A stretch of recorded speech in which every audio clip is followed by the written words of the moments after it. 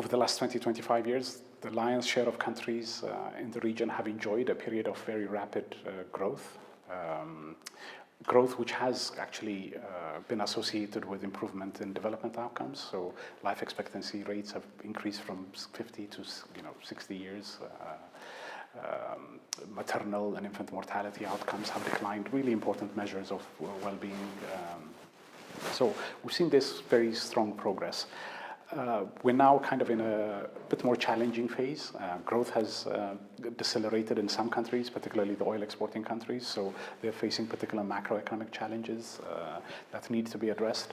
And then in the countries that continue to grow rapidly, there are too some new challenges that are emerging. It's, in some it's about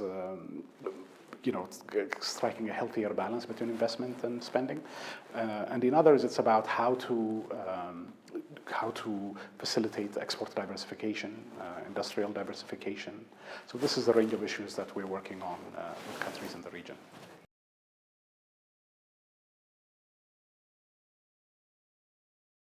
One of the things we've seen about the growth is that in some countries in the region, growth has not been as inclusive as we would want to see. And one of the dimensions of this, of course, is gender inequality. Just coming here today from a conference that we held in Kigali last week, where we brought together researchers, policymakers to sit down and brainstorm into what, in a peer learning framework, what countries can learn from each other to promote gender equality. A lot of ideas in terms of what can be done, and we had the conference in Rwanda because of tremendous work that has been done to promote gender equality there. 64% of parliamentarians are women there. Budgets are screened in terms of the impact. The allocation for departments are reviewed and screened in terms of the impact that they can have to promote gender equality. So beyond being a morally important point, something that would, gender equality, something that would promote a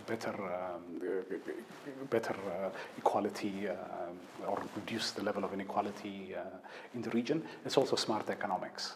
You cannot have decent economic policies where half the population is excluded or disenfranchised. So, increasing labor force participation rates is really important, but also a lot of the micro interventions that are going to be important. So one thing we're looking at, for example, is what are the policy-induced constraints of women's participation in the labor force or access to finance?